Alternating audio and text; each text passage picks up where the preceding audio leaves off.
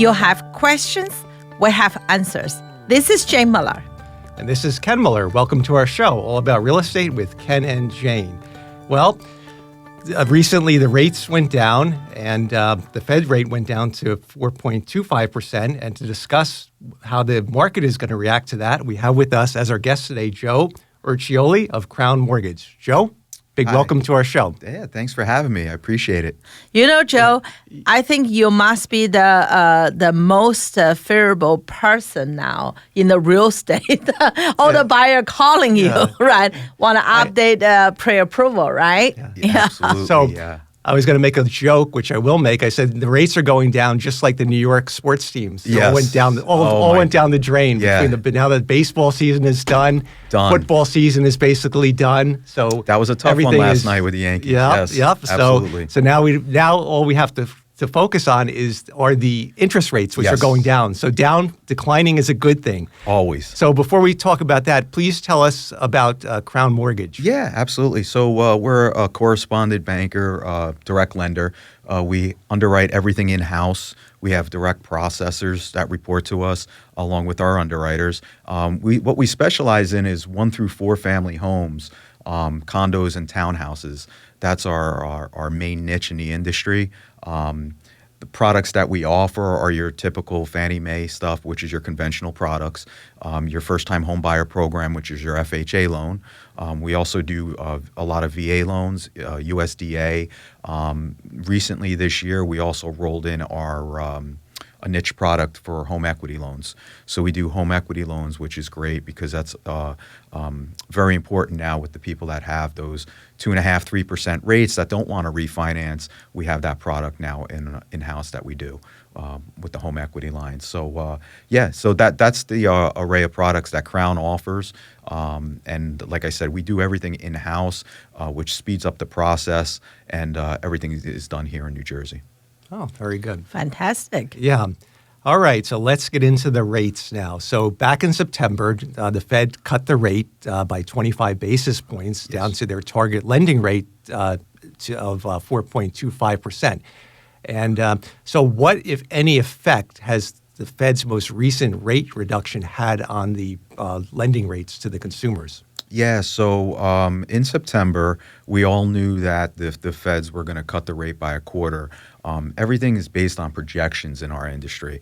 So what lenders do is, with weeks before, usually about 3 to 4 weeks before, they start lowering the rates on their own, knowing that the Fed is going to cut. Now, what they cut was the Fed fund rate, which is the rate that banks use for overnight loans. It doesn't have a direct correlation to mortgage interest rates, but it does help a lot. It's more of the short-term rates like car notes and credit cards and stuff like that. So interest rates pretty much went from like the 7% range down to low 6s, like over weeks, over like a 3-week course. What that did was it opened the door for a lot. It opened the door for more buyers to be approved. They can go at higher purchase prices. It opened the door for refinances. Everybody that had rates in the 7% range were able to now get rates in the low 6s. So it's a huge opportunity for people. It allows them to qualify at a higher purchase price. And in this market with higher purchase prices, that's what we need. More affordability. I remember the last year, and there was a rumor the rate gonna be cut. And then the rate went down. I think in August or at the end of August something, because last year I remember the June, July, August was pretty quiet. Suddenly, the end of August, the rate went down.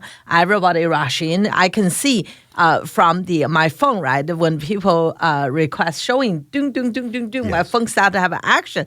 The end of August, which is unusual because normally people take the last 2 weeks, right, or week or early September to have a good time before the go back to school. But last year was so busy, and but later on the Fed didn't cut rate, as you said, right. The rate went down because as anticipation, And then when it didn't happen, and it went quickly back above 7. So that was Exactly. shocking. So whoever that time bought a house have the lower rate. If they locked the rate, they're good. Yep. If they didn't, went right back. Because sometimes people thinking maybe they're still going down, maybe more going down, right? You're thinking that way. You don't want to lock. But whoever locked it, locked it. Otherwise, overnight it went up. Correct. So this year, once again, I mean, I thought that was tough. But actually, the housing market was pretty good in the winter season and spring and summer. Surprisingly, with the lending rates being at 7%, the housing market held its own, and now it's only going to be more robust because of the percentage of, like you said, a percentage decrease in the lending rates opens up opportunities for buyers. It's all about the monthly payment. So if you reduce by 1 percentage point, that's a huge monthly payment differential. So, Absolutely. I think that's buyers. I think always like I always tell the buyers, right, or the sellers. I said, look, there's a few components make up the monthly payment, right? So the buyer is driven by monthly payment, may not be directly driven by the sales price, right? Because it's only a few components. Sales price is one of them. Interest rate and property tax and HOA if you have any, right? Yes. Say if you want to decide to live in certain town, if that's your target, so pretty much whatever the tax, it is the tax, right? I mean, if you have a 5 township to consider, that's a big consideration.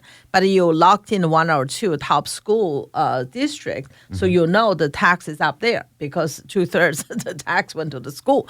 So the only thing is the price versus interest rate. Correct. That's going to affect the pay. That's mathematic, right? Yeah, and the price is pretty much going to be comparable if you're in a top school district like most families because the prices go up based on the quality of the schools. So then it's really comes down to more importantly are the interest rates. The lower the interest rate becomes a decisive factor. Yeah. If the interest rate keeps so high and the price somehow have to give if you really want to sell. But if you no hurry, that's fine. But you really have a target date to close. So the only way to track the buyer is to lower the price. So the monthly payment is going to the buyer's target range. So now we don't have to do that because the Fed did the job for the buyer. Yes. So which is a great news. Yeah. And going back to what you said about property taxes, on my pre-approval, one of the questions I always ask is, what cities do you like? And I always say, I'm only asking that up front to kind of gauge the property taxes. Yes. Right. Because I always teach them for every $1,000 in property taxes, it changes your monthly by $83 a month. That's significant. It's very much significant. It's significant. Yes. Yeah. It's a big number. Yeah. So the talk on the street the rumor on the street is that the Fed may reduce their rates further by the end of 2025, maybe possibly another 1 or two rate reductions. So, how do you see the lending rates going for the rest of the balance of 2025? And Sure. Well, right now we have a government shutdown, so everything's kind of at a standstill right now. There's not a lot of predictions going on right now. Rates are in the low 6s. If I had to predict personally, I think they're going to get into the high 5s, which is going to be very, very good because I think once they drop below 6 and you hear 5.8 or 5.75, I think that's going to open the door for a lot more consumers. I think a lot more people are going to come out. I think they're going to want to get pre-approved. They're going to want to start buying homes. And as long as there's homes on the market, they're definitely going to sell. I think that's like you said, it's almost like psychological, right? Yes, when that's why we leased house $6.99, $5.99. It's $1. It's the dollar versus 99 cent rule. That's right, exactly. Psychologically, if you're you're $5.99, $5.95, 5.8 sounds a lot better than 6.2. Yeah. It's all that. Yeah. It all comes down to it. And it'll be interesting to see, this is more an overall question, but it'll be interesting to see how the housing market reacts because you're going to have you're going to have a larger buyer pool. But the inventory is what's going to determine the pricing. If the inventory remains the same, then it's probably a good thing for the sellers because the more buyer pool will increase the demand, which will will further escalate the prices. Correct. So it's kind of an interesting trade-off in a way because the interest rates are going down. So it's a very complicated dynamic because there's a lot of things that are going on. That's but why it's always supply demand is the overall deciding factor. But now you're introducing more buyers into the market. They're at a lower interest rate, so more might be enticed to jump into the pool of buyers. But then again, if the inventory if the inventory increases, which a lot of sellers might think it might balance it, but it'll be interesting to see how the pricing of the Central Jersey residential market will go in the next. No, absolutely, because every buyer I speak to, I always say this. I go, you're doing it now at the right time because the rates aren't in the fives, so there's not an abundant amount of buyers right now. Right. So you're not really stepping on each other's toes. Once they get into the fives, you're definitely going to have the overbidding process again. Definitely, without a doubt, because there's going to be a lot more buyers out there. So yeah, it's very interesting because even with the rates being in the sevens, in the very desirable homes in great areas, there were bidding wars going on. Maybe not to the extent we had during COVID, but nonetheless there were bidding wars going on. Yes, absolutely. So even in the worst of times with the interest rates, you still had the people paying over the list price. Yes. Yeah. It's just, as you said, Ken, supply and demand, right? That's all it is. Especially in the North Jersey certain area, there's just not enough house, but a lot of buyer. Most folks are looking for that same cookie cutter home, you know, and then they spot it, they put an offer on it, and then you find out that there's other offers on it. And you just have to hope and pray that you got the best offer. Yep, absolutely. A lot of time, right? The buyer think, it's too high, it's too high. Look at the last 5 years, right? When COVID just started, 2020, the price go crazy. That time we have an open house, right? That time we have put a new listing. The line is like down the street. And one day I had an open house in the East Brunswick actually was a showing, wasn't even an open house because that was 2020. We allowed one family at a time, and there's a long line with people looking. And one agent called me, say, Jane, you better come here because the long line there, and you better let the family go out. So I have to drove to there. Think about it, that's not a 10, 15 minutes, drove there. They're still inside. There's a long line. I have to go in and say, please talk in the backyard so other people can see it. So that was the worst of times because that summer it was so hot. We felt bad for the fact that people were waiting outside without water. Degrees. But it was like 100 degrees on some of those June. I remember that clearly. June, but July. The line was out the door. It was like a football stadium people waiting to get in. And that time you have to really offer anything. Anything, just like I saw some offers, I felt chair myself. 50,000, 100,000 over asking. I said, really? But now look it back, they got a bargain. Yeah, think about it. My pre-approvals years ago used to be, I'm going to mimic whatever your offer is because you didn't want to tip your hat to the seller that you were approved for more. Yeah. But now I go 50 to 100 over just because you want them to know that you're definitely a solid candidate. Yes. Interesting. So a strategy. Everything changed. Once again, right, Joe, I always have an issue with that because some buyer just want to put a ad, just don't want the seller to know.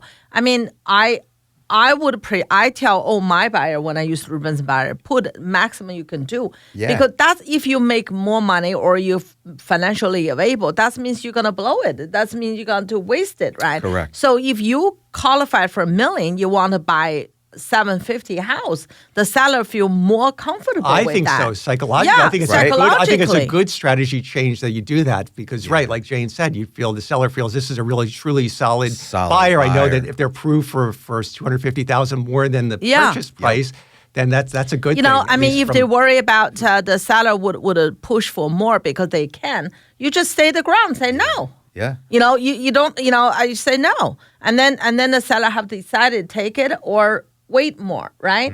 So I think either way, the buyer should get the loan approval to the max. Doesn't mean they're going to buy the house at max, but show the strength. Yeah. Show and then the behind the scenes, what I do is I talk to the borrower about the mortgage payment. And if they're comfortable with it, there's a saying in the industry, you don't want to put somebody in a home and make them mortgage poor. That's right. You want to make sure they'll still be able to live their life. And we're going to talk about that after the break. We got to get a break now, and we'll be right back after these messages.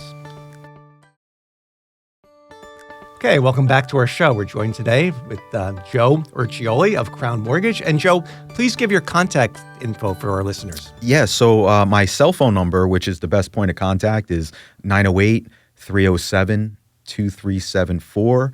And my email address is Urciuoli, it's spelled Urciuoli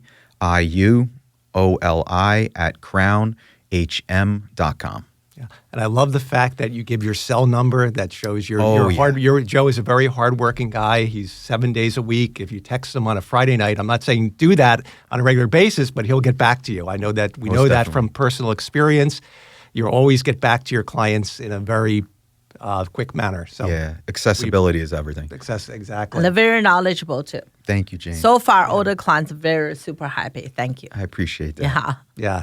So now that we're going to have more buyers in the pool of looking for homes, let's talk about the pre-qualifying procedure and what goes into talk about the debt to equity ratio and kind of some general guidelines for pre-qualifying buyers. Yeah. So when I get on the phone with a borrower or if I'm meeting them in person, I always say there's always three pieces to a puzzle for a pre-approval. And I try to simplify it and talk in very simple terms. The first is just the credit. Nowadays, what we do is we run a soft pull. Because credit reports nowadays are they jacked up the prices so much so on credit reports that we do run a soft pull, a TransUnion right up front for the pre-approval. We look at a couple things on the credit report. We look at outstanding liabilities. It's not more so the balances, it's more about the monthly payment because everything's about the ability to repay the mortgage back, right? So we look at monthly payments on all auto loans, student loans, credit cards, minimum payments. If they have student loans that are not in repayment, we have a rule in play where we take the balance and we times it by 0.5%. So that's what we're going to use as the minimum payment for student loans that are not in repayment yet. If they are in repayment, we'll use whatever's showing the payment as on the credit report. So that's pretty much the credit portion. We want to make sure that the scores are high enough for the threshold to get qualified. Anybody in the 700s is great. We could go down to as low as 580 on the FICO score. So that's important. So that's the first piece. The second piece is going to be the job and the ability to repay the loan back. Not necessarily long-term job stability. You could be on your job 6 months, but as long as you have a 2-year plus history, we're good. We look to see a couple factors. Is it a salaried job? If yes, that's I use the term a lot, cookie cutter. We just divide that salary by 12. Is it an hourly rate? If so, what's your hourly rate and what's your guaranteed hours? Does that fluctuate or is it a guaranteed 40 hours and we'll just do the math, times it by your hourly rate? Are there bonuses involved? If so, we take 2-year averages. Is there overtime involved? If so, we take a 2-year average. And overtime's important because this is the difference, and I always say this is the difference between a loan officer that asks the right questions and a loan officer that doesn't. If there's overtime involved, it's so important to get the borrower to go into their pay stub portal and grab the last pay stubs in December of 23 and December of 24 so I could figure out what their year-to-date totals were to do the 2-year average. It's very important because what you don't want to do is take their word for it and then you put it into processing after they find out their house is, offer is accepted to find out that they no longer even get overtime. So it's important. So that's what we look at for jobs. Now, what about for the LLC? You guys are probably a little bit more stricter about that. Is the LLC only have to be a 2-year look back, or is it a 2-year look back? Unless they've been an LLC or self-employed for 5 years plus, then we only look at the previous year's tax returns. If they're less than 5 years, we go for a 2-year average. And what we look for is if it's a more of a 1099 Schedule C borrower, and it's on their personal return Schedule C, we'll take a 2-year average of the net figure, not the top line figure, but after all the deductions. Sure. And then what we do is if there's depreciation, we'll add that back in. That sometimes helps to boost the income. If it's an LLC where they have personal returns and they have business returns, we'll look to see if they pay themselves a salary. We look on their K-1s. We look at the percentages that they have of the business and then we take a 2-year average of that plus whatever the business is showing. So that could be done too. But it's very important to know that once somebody says they're self-employed, it raises a red flag to the point where we need those tax returns, and we need them right away, because we have to look at the net figures, not the gross figures. I have to say, as a listing agent, right, it's my experience, I always, make sure, check with the loan officers before the seller accept the offer.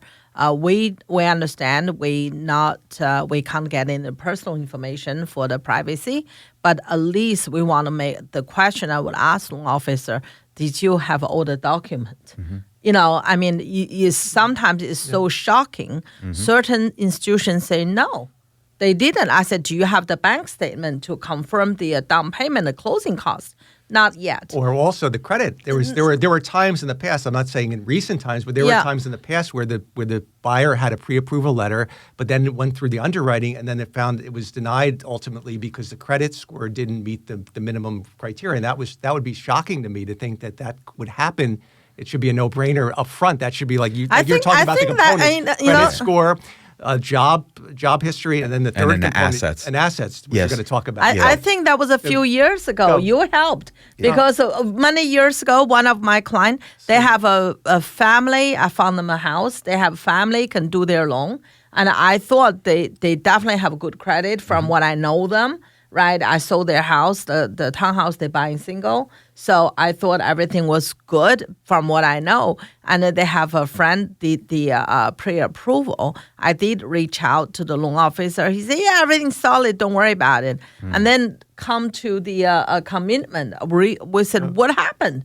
And then remember that day, I think we have to call you for help immediately. You have to sit down with them, go through. The friend didn't get anything. Nothing. No, didn't run credit, and your run credit was quite low. You have to do something, help them find the right program and everything else. And because the seller threatening to cancel. Sure. Because the commitment deal. At the end, you still manage to close on time. Yeah. So close within the time of essence. So Joe, you're in the middle of explaining the process, but from what I'm gathering is different lenders have different requirements. Like you guys, you're saying that you look back 2 years for the employment history, whether you're an LLC or you're a W-2. Correct. Other lenders may not have that strict criteria. Is that well? We want to make sure that they have a 2-year job history. Job history, yeah. Right. And you can have gaps. You could definitely have gaps. You can have a 6-month gap on FHA. After 6-month gap, there's extenuating circumstances that we look at to still get the loan approved. But yeah, absolutely. And I think what we're talking about is the difference sometimes between a pre-qualification, where the loan officer just accepts the borrower's word for it, as opposed to getting the documentation, which is a pre-approval. Once you get the documentation up front, pay stubs, W-2s, and bank statements, that's more in-depth for a pre-approval. A pre-qualification is what somebody goes online and just types in their information and kicks out a letter. Yeah. And sometimes you just got to be careful with that, because a lot of times credit's not even run. And I'll know because I'll run the person's credit and I'm looking and there's no inquiries. Yeah, you told me that day. I was shocked. I said, what? There's no inquiries. Yeah. So, and then assets is that third piece. Yeah, the third piece is always assets. And I always say you have to have all three: credit, job income, assets. Assets is just what you have saved. It could be multiple accounts. It could be a 401k, bank statement, savings account, checking account. It could come from anything. It could come from a gift. But I always say, most importantly, it's not what you have saved, but what do you want to part with? How much do you want? Because somebody can have $100,000 in the bank, but they only want to part with $50,000. So I know right away that $50,000, it's going to be $40,000 down payment, because we're going to keep the extra 10 for between closing, between attorney, between title, between everything associated with the state of New Jersey for closing, plus the escrows for taxes and insurance. So we have to make sure they always have enough assets. Nowadays, you could get in a house with as little as 3%. VA loans, you can get in with as little as 0 down. FHA is 3.5% down, and this is all based on whatever the purchase price is. And most conventional loans is 5% down. Okay, you could put more, but that's the minimum. Right. And you have to have all three. You could have $1 million in assets in liquid cash, but if you don't have employment, then you could get denied for a loan of let's say you're trying to borrow $500,000, right? That's that was something that I found out from experience. We had that issue years back. That the client, and you would think logically, intuitively, you would think, well, if I have $1 million, I'm buying a $500,000 house, but I want to borrow, let's say, $300,000. But if I have no employment, that's a very interesting scenario. That's the scenario you just said we can do. Yeah. It's called an asset depletion program. As long as they go to their plan administrator where the money is and set up how much the distribution is monthly, we can use that as income as long as it will continue for 3+ years. Then in that case, you don't need a job. We could just use the asset depletion based on the monthly distribution. But there has to be some contractual agreement Correct. between the borrower and the bank. And the bank. So that the borrower is going to commit to that because they don't want to take that $1 million and use it and then before you know it, it's depleted down to $200,000 and then so. But it can be done. Okay. Yeah, and it can be done as a conventional Fannie loan. Absolutely. Yeah. Yeah. So, wow. Yeah. Interesting. Yeah. So the debt to equity ratio, let's touch upon that. What is explain what that means, and then explain what your target ratio is. So what we take is go back to the credit report. We take all the minimum payments on the credit report. Make believe they have a bunch of credit cards. Each minimum payment's $50.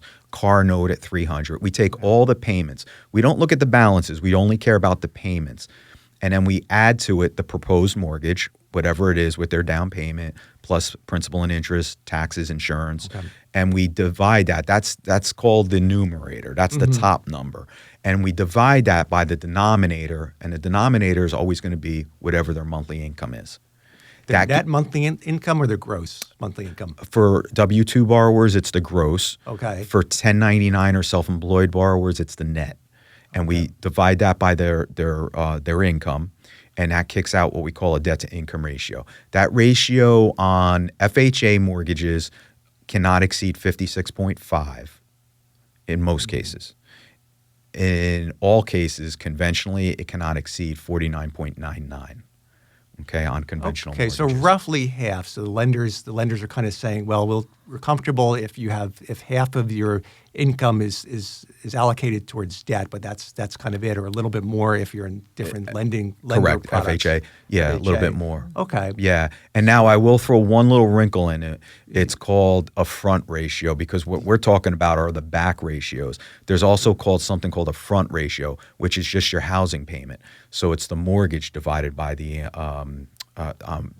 your monthly income. That on FHA can't exceed 46.99. So we got to be careful there. But the front ratio and the back ratio on conventional can be the same and still get approved. I just have one question. So the monthly income, is it before tax or after tax?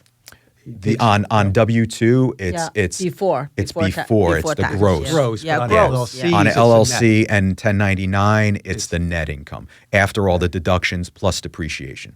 But I mean, they still didn't take care of the income tax, though. They're still before the income tax. Yeah, in both cases. I just want to know in both cases before the income Yeah, tax. that's my question. But with the LLC, Yes. Yeah, we'll go with the gross. Yes. We'll go off the top we'll number. go with the net. Yeah. The top number on the W2, W-2. Yeah, but the W-2, you go with the gross monthly income before Correct. the deductions for the Fed tax, state tax, Social Security, all the deductions. And a lot of payroll administrators nowadays, they simplify it. They're actually putting on the top of the pay stub what the salary is. So as long as it says that, we just divide it out accordingly. Okay. Yeah. Yeah. Makes it a lot easier. And then, like I said, on people that have variable income, which is hourly rate, we'll ask them, how many hours a week do you work? Is it guaranteed? If it's guaranteed 40 and they make $30 an hour, we're just going to take 40 and times it by 30, and that's their income. Yeah. So great, Joe. We have about 2 minutes left, so let's jump to the good housekeeping practices that do not do list. Let's talk about things like additional loans, what not to do once you have the pre-approval letter. What are some good housekeeping practices of what not to do? Okay. Once I get you pre-approved, what not to do, do not go out and buy anything expensive. It's very important. I have lots of times we hear that because their offer is accepted, they're already going out buying furniture and they're dumping it down on their credit cards. You cannot do that because we run a refresh credit report at the end. It's usually the day before closing, not necessarily to make sure that your scores dropped or increased, but we want to make sure that your debt didn't increase because that can affect the debt to income ratio, which we talked about. No car buying. I have people that want to buy a car during the time when they're buying a house. If that's the case and it's mandatory, if you need a car, I always say, let me talk to the sales rep because I need to figure out what the new monthly payment's going to be. And when we do the refresh credit, that it's still going to be okay and I can still get a loan approval. There's times I'm on the phone with a car dealership on a weekend when they're shopping for a car. Oh, it's going to be $399 a month. Okay, I'll type it in. Boom. Okay, you're still okay. You're still okay. So that's very important. I explain that up front to borrowers, but it can be done. Most importantly, do not transfer money. Do not transfer money because it makes for inquiries, right? A lot of inquiries from the underwriter because I will simplify it as best I can. We need the breadcrumb trail of where all the money's coming from and to for the down payment and closing. So if you have money, $100,000 in a CD, and you're liquidating that CD to put in your checking, we need that money from the CD showing it coming out into the checking. It's very, very important. So the less transferring that you do, the easier it is and less paperwork. Paperwork for you. Yeah. Correct. Great information, Joe. Thank you so much for being our guest. We are out of time. We covered a lot of great topics. And thanks for having me. You're welcome. Once again, please give your contact information for our listeners. Sure. It's Joe Urciuoli, Crown Home Mortgage. Cell phone number is 908-307-2374. Email address is JURCIUOLI@crownhm.com. Just want to give a quick shout out to my mom that just turned 80 years old. Happy birthday, Mom. Love you. Happy birthday. Happy birthday, Mom. We'll see you guys next week. Hope you enjoyed the show. Have a great weekend. Thank you. Thanks.